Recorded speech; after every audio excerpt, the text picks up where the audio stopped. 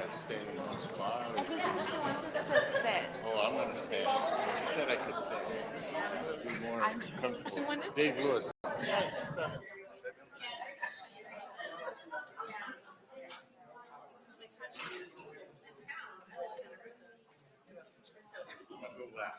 Yes. You guys ready? Only 3 of us? There's just 3 of you guys.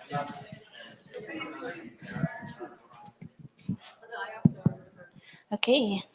Awesome. This is a full room. Thanks for coming, everyone, especially after lunch.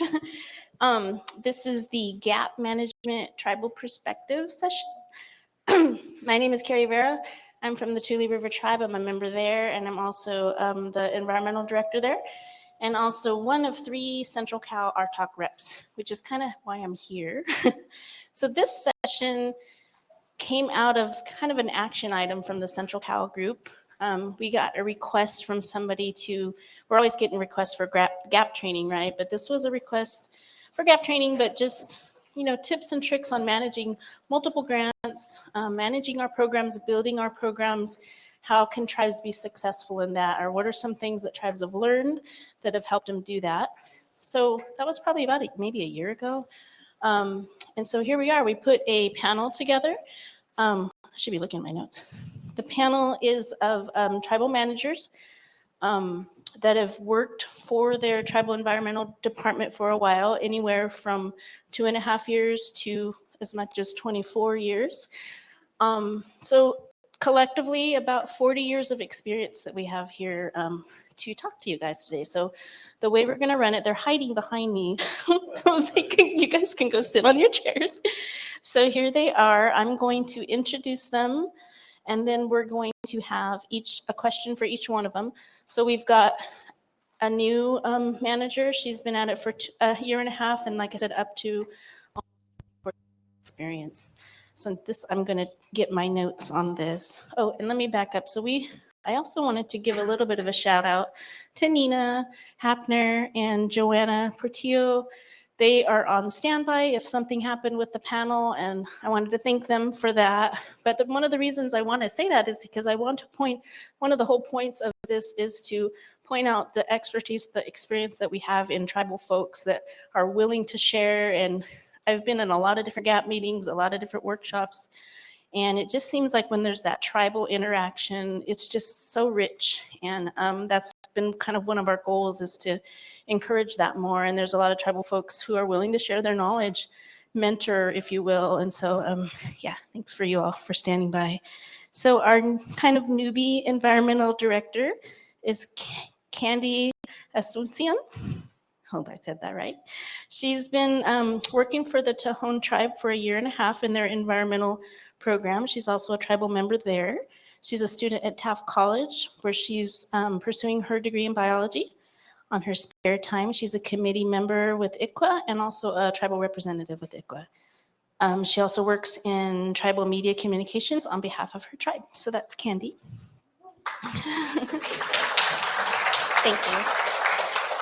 Next over is Samuel Elizondo, and Sam and Dave, who's on the end, both of them I would say are intermediate to seasoned directors. Sam's got up to 24 years experience in environmental management. He is currently working for the Table Mountain Rancheria of California. He's been there for 11 years. And before that, he worked for the Picayune Chickasaw tribe for 13 years. Sam has yeah, we can clap. So it's clap worthy. Sam has a bachelor's from California State University, Fresno, and a master's as well. He has over 25 years working in GAP, Clean Water Act 106, 319, and Clean Air Act 103, and many other grants. So that's Samuel Elizondo.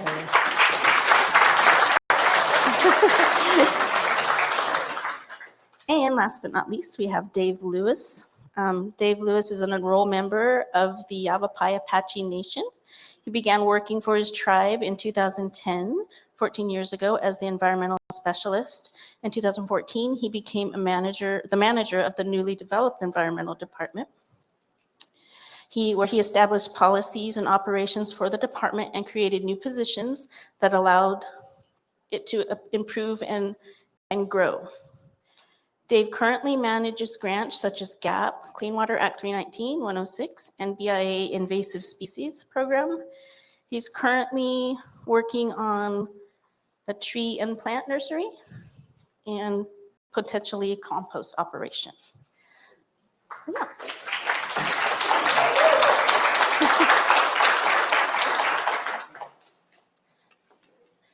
So yeah, we have a series of questions for these folks geared towards their experience level. So they are going to take the question or not and use it to pull out information that they'd like to share with you all in their multi-grant management for their environmental programs. So I'll start with Candy. So kind of has two tiers of the questions, and they got these questions ahead of time, so they're not on the fly. Hopefully that's helpful. So here's your question. When you first started in your position and became more familiar with the GAP program, how did you decide on the types of initial capacity building that you were going to explore? For instance, did you depend on your ETEP? Did you depend on personal experience, tribal interests from your tribe? How did you make the decision on how to build your capacity in your program? Oh, sorry. Hi, good afternoon, everyone. So I've been in the department for a year and a half, and I'm the only one in my department. We're pretty small, and we're just a little back end about our tribe. We are a young tribe, and I say young tribe in a sense is we're building from the floor up, essentially. We didn't get any land until 2019, and we are on 10 acres right now. So we're fairly young. We got federally reaffirmed in 2012. So we're literally just building from the ground up. My predecessor, she started in 2018, and she was amazing at what she was able to do within the time that she was there. She exited very quickly, and there was a vacancy in our department for about 2 to 3 months. And then I came in. And I had no training. I had no GAP training, no training at all. And if it wasn't for her detailed ETEPs and work plan and budget, I would not know how GAP would have been able to do. So I know there's a lot of turnover in these departments. So I felt like she kind of gave me a good roadmap on what I needed to do and what the tribe wanted as a whole. So I went off her ETEPs. I went off and I kind of finished out what I felt like she was trying to accomplish while she was there. I've been in it for a year and a half. So at the time when I came in, I was like, I'm going to do this. I'm going to just try to figure it out. My chairman's busy, council's busy. I'm going to try to figure it out on my own. And that was probably the worst thing I could do.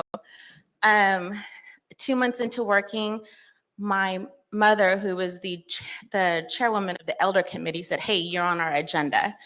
I was like, why am I on the agenda? So I went to the meetings, and I realized that hearing their feedback and their suggestions on what they wanted to see within the 10 acres at our tribal office, they were able to give me what they wanted to see. We don't have any housing out there, so they're the ones that are mostly at our tribal office the most. And so from that, I was able to foster, like the first time, probably 2 months in, they were like, we want to do something about recycling. And I'm like, okay, great. I went back to my ETEPs, it's in there. And we're now starting this program, a recycling program, a smaller one at our office. And then now they're starting to see that a couple months ago, one of the elders saw that our groundskeeper, they were just putting aside grass clippings and saving their leaves and stuff. And he was like, I really want to do a composting program. Perfect. So if I didn't have that feedback from our elders and I'm involved with them every month because they meet every month, I wouldn't have been able to kind of get a grasp of what they wanted. I do meet a lot with our chairman and kind of gauge what he would like to do in the sense of what he wants to do at our office. He's really involved, and I know he's very busy, but I try to hold him accountable because he's in that position, and I need that kind of leadership from him. So I kind of get from him too. A big thing about what I'm trying to do is collaborate with other departments at our office. I'm a tribal member, and before I came in, I didn't realize that we had an EPA department. Like I said, we're just starting out. So a big thing for me is to getting my department out there, talking to other members to seeing what they want to do in terms of programs out there that they want to have. And so that's kind of where I get my ideas for capacity building programs in a sense of what the tribal members want, what tribal leadership wants. I go back to the ETEPs, and I'm trying to build from there. But I'm constantly learning. I've been in it a year and a half, so any kind of, coming to our talks is a great thing for me to be able to listen to what other tribes are doing also, and yeah, stuff like this. So.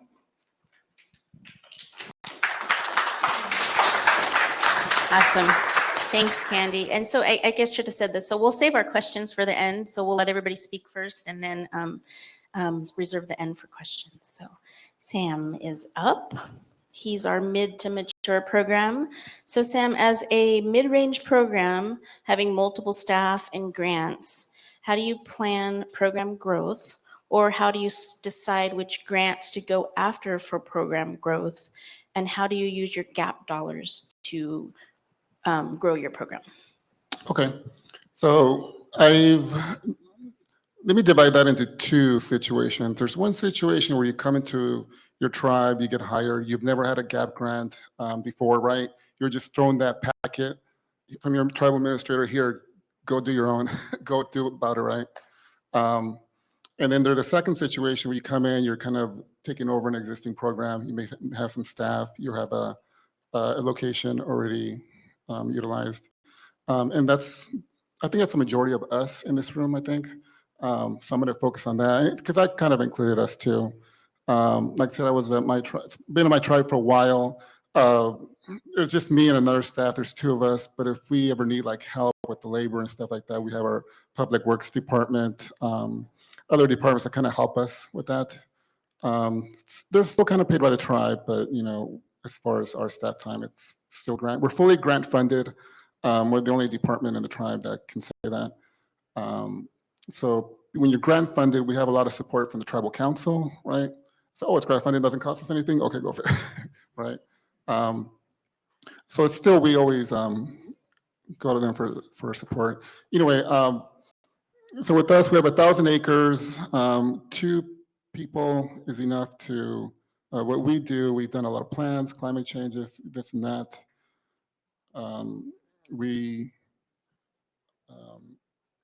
Now, if we were a large reservation, 50,000 acres, thousands of acres, I mean, that'd be different. I have to have, more staff, depends if you have housing, any kind of economic development, things like that might inflict environmental. If it was 20 years ago, you'd do an environmental plan, right? It's one of the first things that make you do under GAP. Now we do the ETIPs that they had made us do like 5, 7, 8 years ago. And now we're in the middle of revising them. So to answer Carrie's question, plan growth is you have to get, for us, feedback from, tribal council, the tribal members, community, other staff too. You kind of see, evaluate what you have. I mentioned the ETIPs, what's in there. You gotta, if that's still adequate or if you need to get that revised. I know they say revise ETIPs every 4 or 5 years, but we revise it every other year. It's hard to predict in advance. I mean, for example, pandemic, right? That messed up a lot of our projects, so we had to go back and revise it. I mean, it's just a prediction of what we want to do in the future. It could always be amended. So yeah, I just get feedback from everybody at your tribe. And I would say, and your community is very important too. Powwow meetings, any kind of community function, trying to get their input. So you kind of plan your growth for the future. What does tribal council, what do they want to see? Yeah.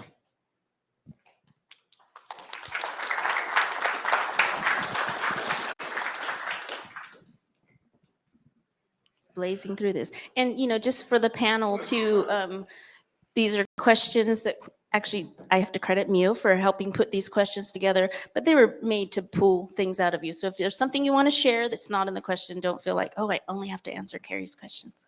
They're actually Mio's questions. I'm just kidding. All right, Dave. They were very well done.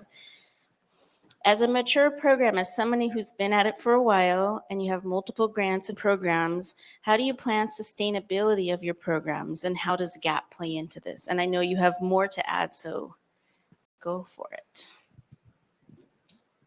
Good afternoon, ladies and gentlemen. My name is Dave Lewis. I'm the manager for the Yavapai Apache Nation Environmental Protection Department.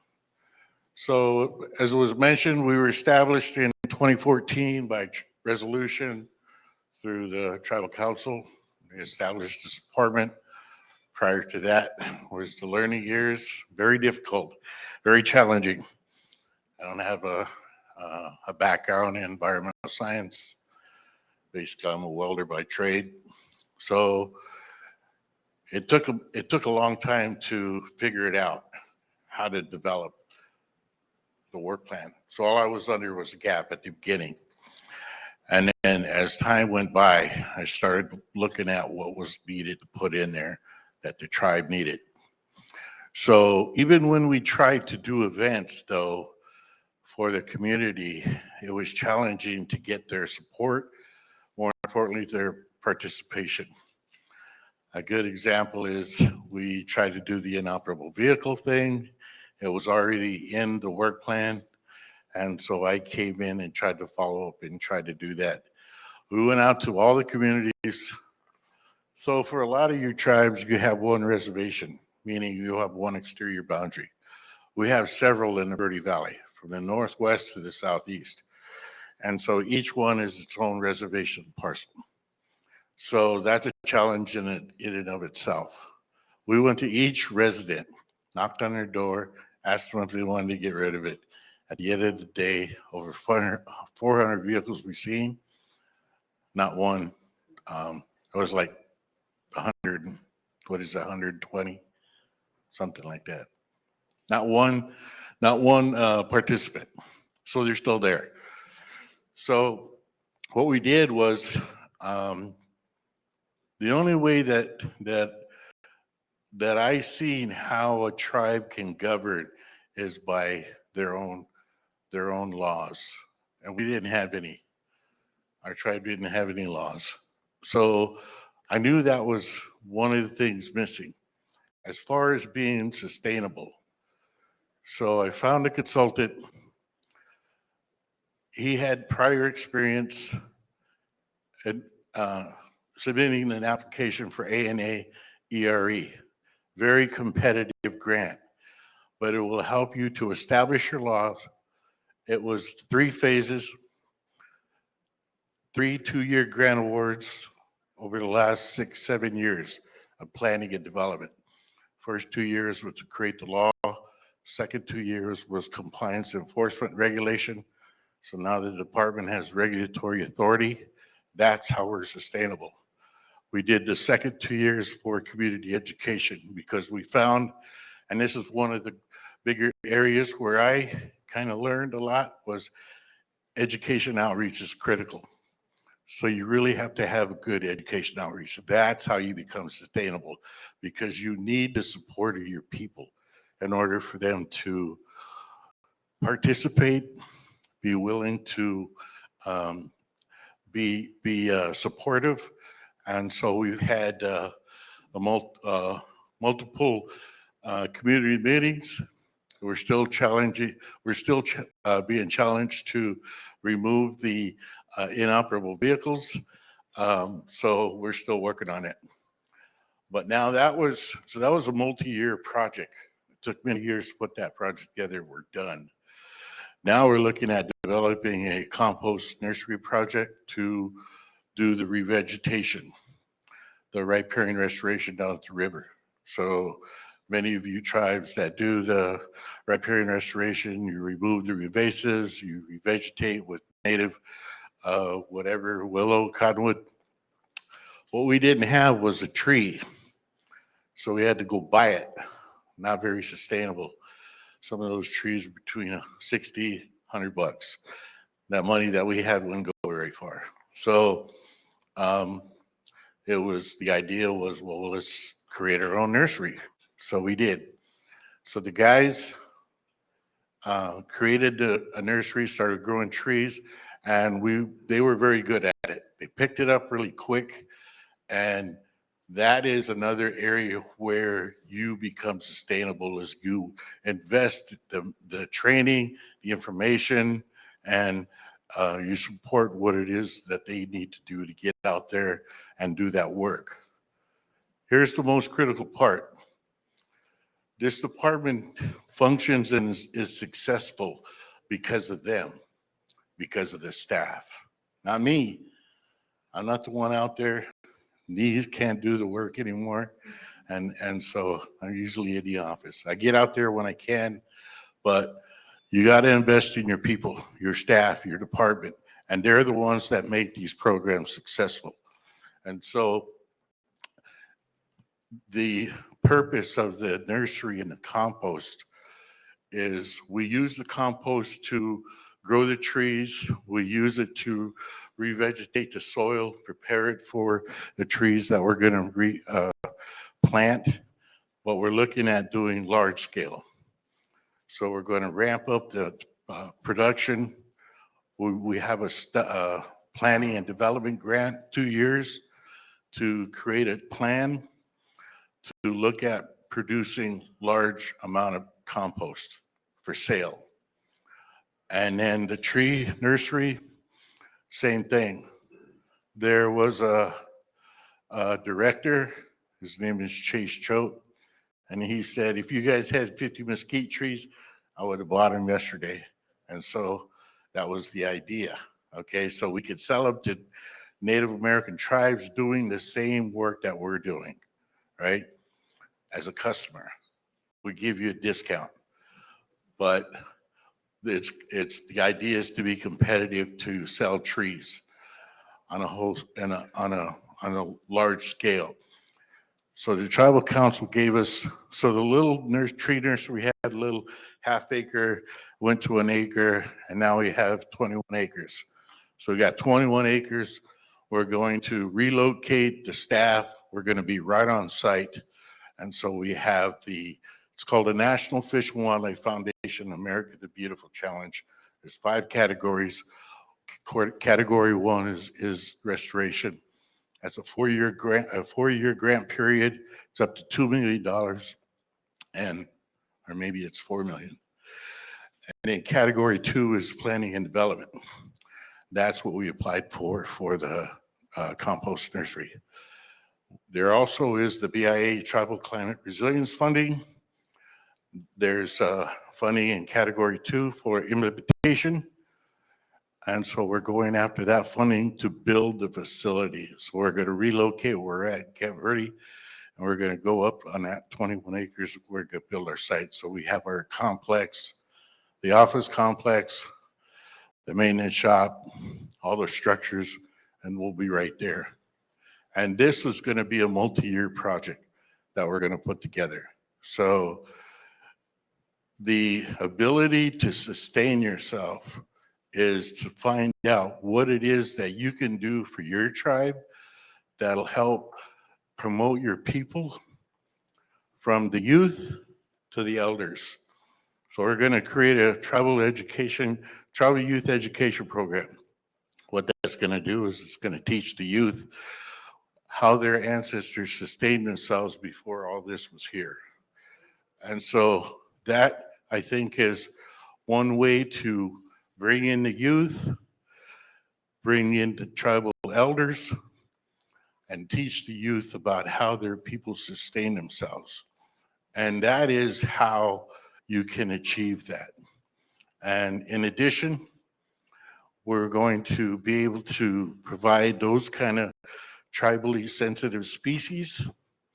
And so this this is the definition of tribal or traditional ecological knowledge. And so this is going to be, like I said, it's going to be, we have a consultant. I don't know if you guys know Suda.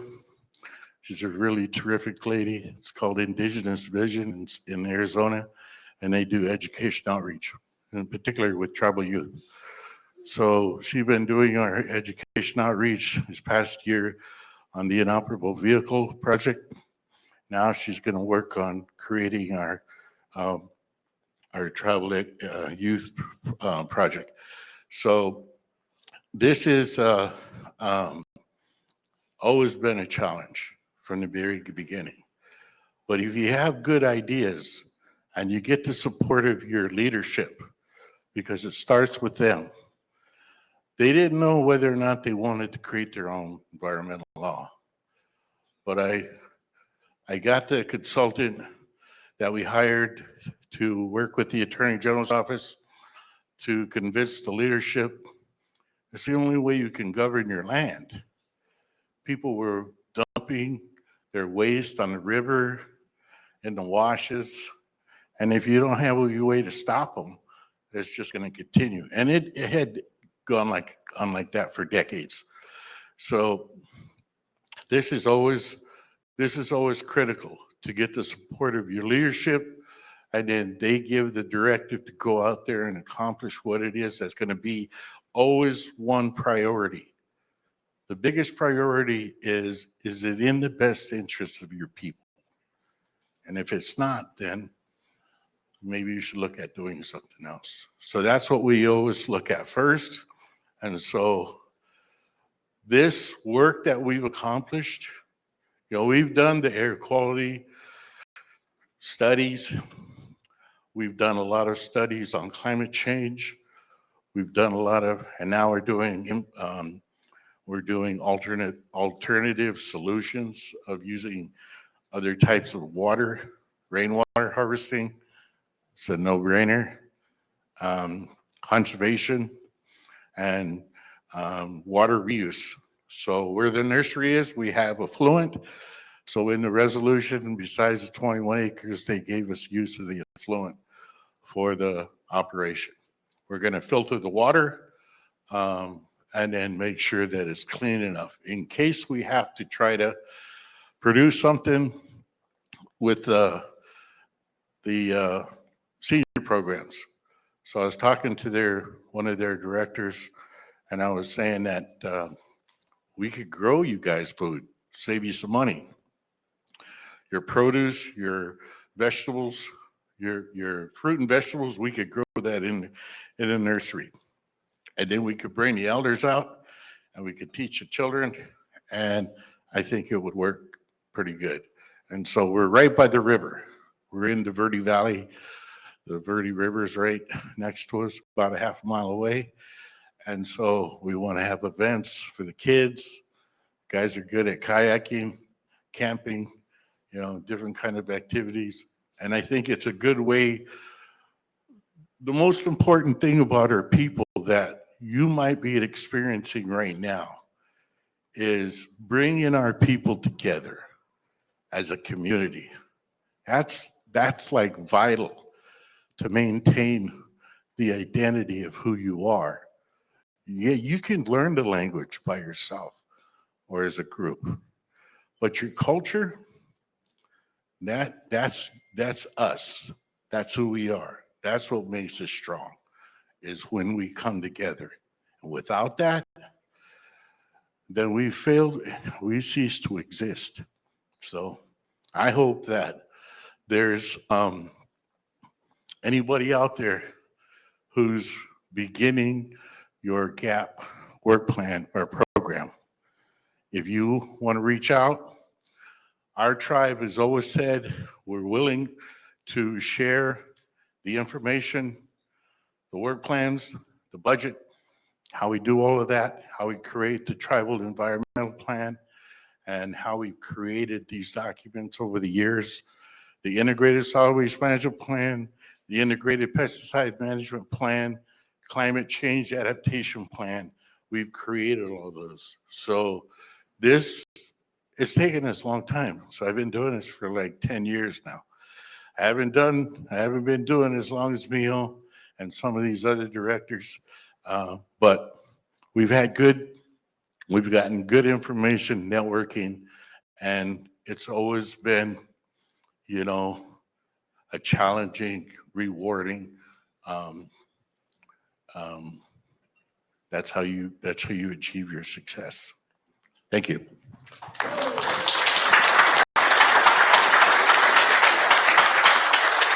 Great, thanks everyone. I wanted to take a pause. There's a couple seats if anybody standing wants to come sit or not. There's two in the very front. I just wanted to give you guys that option, and then and there's Candy. So we want to open it up for questions, and I have a couple questions, but I'm more interested in allowing the audience to answer questions. And I guess if we run out, then we can move forward with more. Mio's got some too. So are there any questions for our panelists at this time? Got one over here. Hi, Jocelyn. I'm with the San Ynez Band of Chumash Indians. And this question is for you, Dave. I know that you mentioned that you had issues with community participation in your events. I'm just wondering if that has changed and now you have changed your outreach methods to kind of adapt to create more interest in programs. So it still has been a challenge for me. I'm not much of a communicator, but trying to get out to the people. I'll give you an example. I used to be the tribal energy program manager for the tribe, and we were creating renewable energy projects. This was the early 2000s. This is when tribes were starting their WAP allocations in the desert Southwest, or the Southwest region with Western. And so we had funding to do renewable energy projects, solar and hot water. And so we had a staff guy go out there, knock on the door, say, hey, are you willing to get a solar system installed? Again, nobody volunteered. My family did, but they said I couldn't give it to my family. So anyway, so what happened was he was knocking on the door and there was somebody there, but they slowly closed the shade, the curtain. I was like, Robert, what was going on? And he said, I don't know. He said, I guess they didn't want to talk to me, but he said, I could see them slowly closing the curtain on me. So that's been the challenge. And when this happened this was before the inoperable vehicle. So I did the energy thing first for about 4.5 years. We created a program. And then after that, I was the compliance manager for the Gaming Commission for the Regulatory Authority. That's where I got my regulatory authority background and how I knew it was important to create laws in order to govern. So the success is you got to have a good tribal member, born and bred, who knows the people, who's respected, who's willing to be kind of like a social butterfly kind of person. They're easily able to talk to. Everybody knows them. I had a previous staff member, maybe some of you people knew Vivian Stevens. She was the education outreach. She loved to organize events and brought all those people together. And so that's how that success happened. That was how it started. And so you really need to find a champion. And this has always been expressed. It doesn't matter what sector, whether it's environmental, Indian gaming, Indian energy, you got to have a champion who's willing to take on that challenge and that commitment to see that this is the best interest of our people to develop. And that's how you're successful. And you build on that. Great. Thanks, Dave. Very true.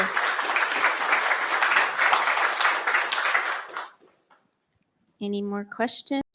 And I wanted to point out too, we've got a couple great EPA staff in the room too. So if there's any technical EPA questions that you all have, they'll have the right answer. So no more questions? I know Mio has. Backup questions for you guys. Actually, as I was listening to the three of you speak, I was putting some questions together that might be interesting for people.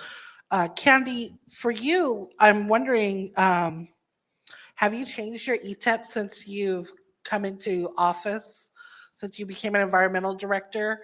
Have you started revising your ETEP? And if so, how did you come up with some of the changes? I just started going into my ETEPs this past year and looking more into it. I'm in the process of revising it, but nothing has really been. So I feel like I need more training on ETEPs. To be honest with you, when I first started into this, I looked at what was laid out within the work plan of the grant cycle and the budget. Didn't even realize the ETEPs were involved until like a couple months later. And then I saw the ETEPs and I was like, whoa, this is exactly what I needed to kind of guide me in the right direction. But I think EPA really should have more training when it comes to GAP and ETEPs. I'm a more visual learner and a hands-on learner. So if they were to come to me and tell me this is how it is, A, B, C, D, this is the whole training, then I feel like I would be more comfortable in getting in the depths of my ETEPs because I'm now the new environmental director there. Environmental / tribal Tribal- environmental programs. So it's Plan. programs, a plan, sorry about that. It's the combination between EPA's telling you what you can do and there's also a session at 3:30 to 4:20 in this room. I was going to say the same thing. I will be doing a workshop at 3:30 on ETEPs, and it will be hands-on. So I invite all of you to come back. I know it's kind of cramped in here, but I think we can get it done. But yeah, it will be a hands-on session. So look forward to seeing you there.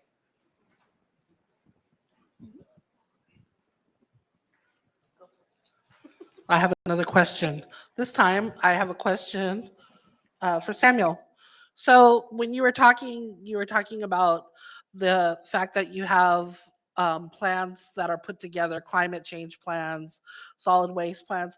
I'm wondering, and this may be a question for both you and David, but I was wondering, how do you integrate all your existing plans into your ETEPs?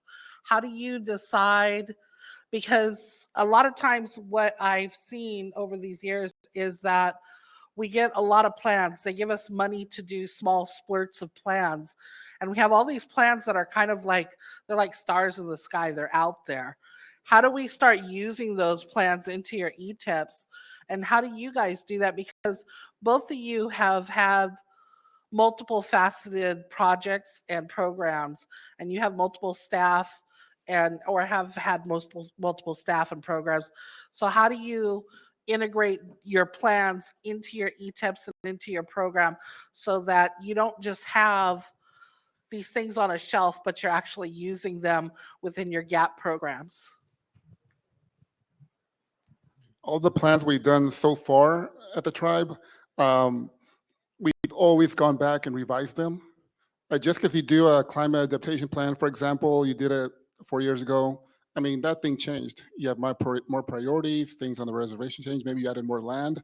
Our ETIP, for example, we had a lot of solid waste stuff in there, implementation-wise, but then that got cleaned up by the tribe, and we just took that stuff out, and we focused more on water and air quality on the reservation. So yeah, so we always have we don't fully take out all those plans out of our ETIP. We still say we revised them. They're good for now. They may change in the future. That's just my opinion. I just think you're never really done with them. Tribe adds land, they buy land, right? It's added to the reservation. And then it's fee land, but then it gets turned into trust land. I mean, that's a different scenario too. So things change. Things get built on your reservation. demolished. Different tribal councils, right? Change every year, every other year. Different ideas, so we have to go back and revise our plans, our ETIP. Great, thanks, Sam. So we had, I think, a comment, maybe some questions online. Hello. Yes, I just wanted to read out a comment left in the chat for the benefit of everyone here. This is from Tyson Gill. Apologies for any mispronunciation, but they left a message saying, as an outreach specialist, one of the main outreach goals I have is to get to all events. No matter what events are going on, it's wise to get a table at these events and make sure people see you. While most of the events are on weekends, the sacrifice pays off in the end. Great. Okay, go for it.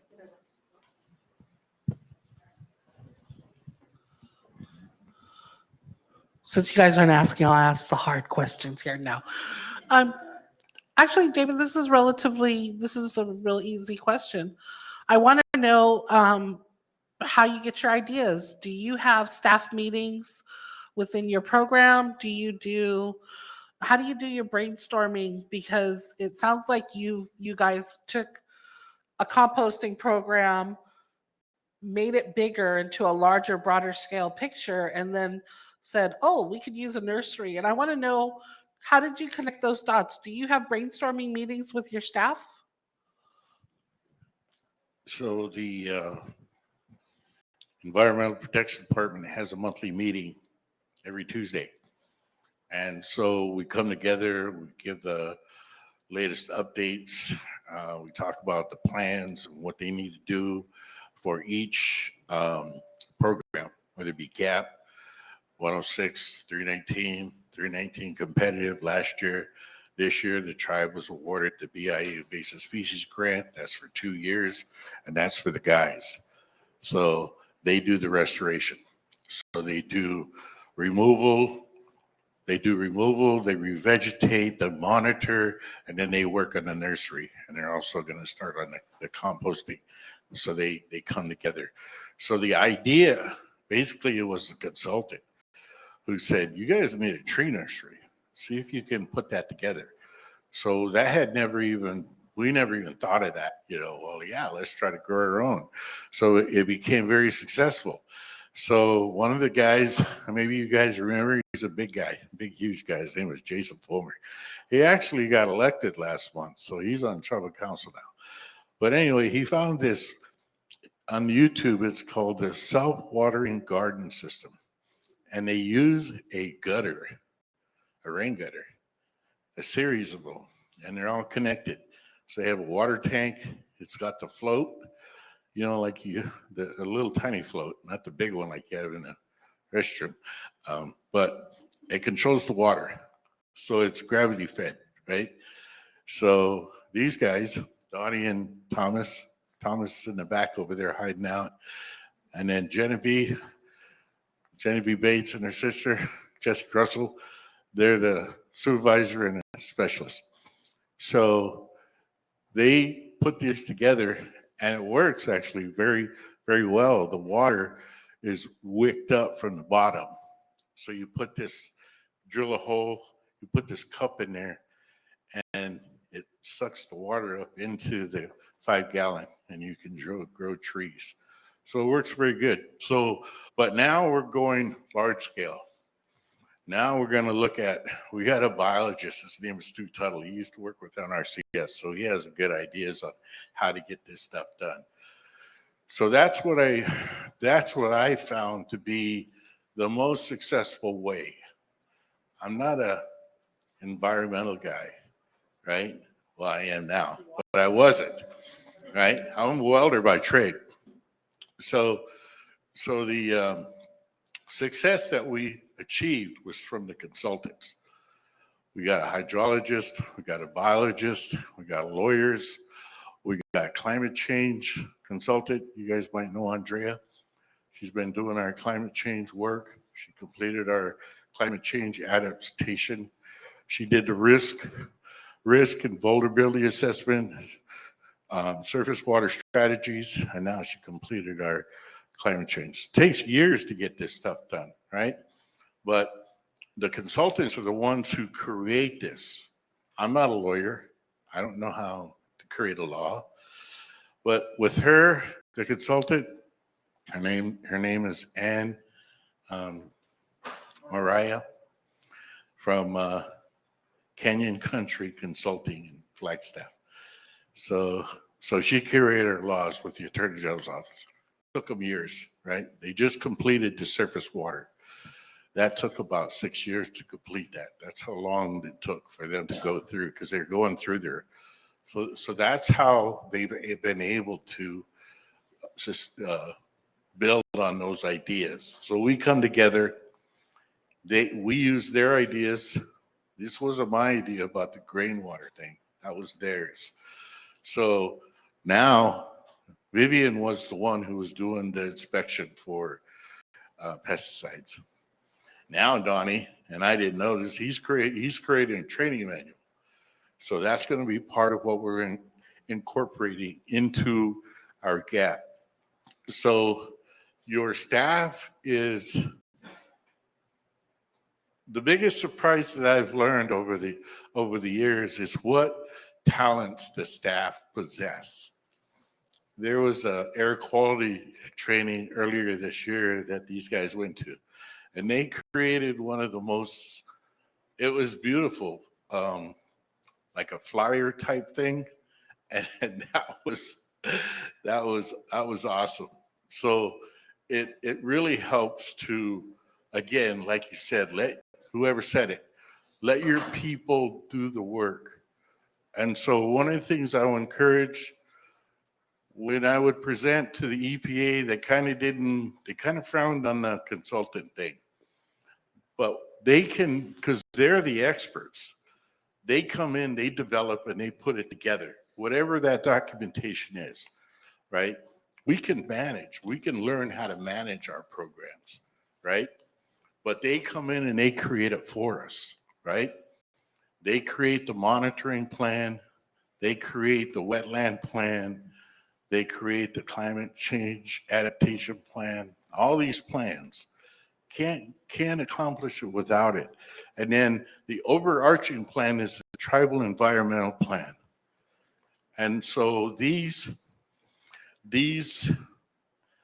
whether it be just a sentence or an idea, is taken out and it's put into those different plans, in particular GAP.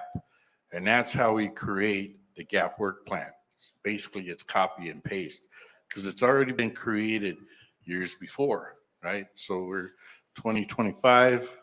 I think we're at the end. We're going to have to do another update. So that takes time. You got to have your staff on your plans, updating them, whether it be your TEP, your integrated solid waste management plan, pesticide management plan, because they're always evolving. They should be considered working documents, which means they're always being updated. They're always including new information, new technology, new methods, new chemicals. So it just takes a lot of work. So, thank you. Thanks, Dave. Good questions. I think we're down to about 2 minutes, I was going to guess. So is there any other from the audience questions? Got one. Hi, Greg from Potter Valley Tribe in Northern California. And actually I have a comment. I've been involved with GAP with 2 different tribes about 20 plus years, is do an environmental assessment of your lands and do a real complete one. Under GAP, they say to do I forget what they call it, but it's a kind of let everybody know what you have and what lands in, but do a full environmental assessment. And the easiest way to do this, and I've done this many times, is find a big project in the area and extract their information. I scan it, I open it up, and I change all the names and everything. And if it's their information, quote them. But you want geography, climate, waters, those are all rubber stamp stuff in all these things. And so do that, and that has a lot of value when you're preparing your tribal environmental plan. Also, when you're writing a BIA grant or something and they want a description of your water resources, you just go there, pull out that chapter, what you need. And the other thing is when some other department is applying for a HUD grant or something, they're going to need environmental assessment. So you put out in the request for proposals that we have this environmental assessment of our tribal lands. We want that incorporated in and considered in the price so that they're just not, you're paying somebody $150 an hour to tell you about the climate and the water and everything else. Great, thank you. I know we're running out of time, but I mean, I'm willing to hang out until we get kicked out if you guys still have questions. I actually have one question, so don't leave yet, Sam.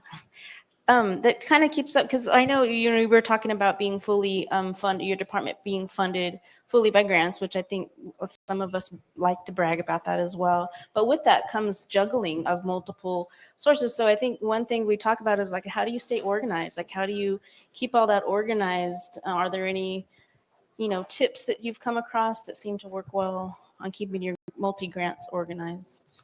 Just have a strong relationship with your grants department.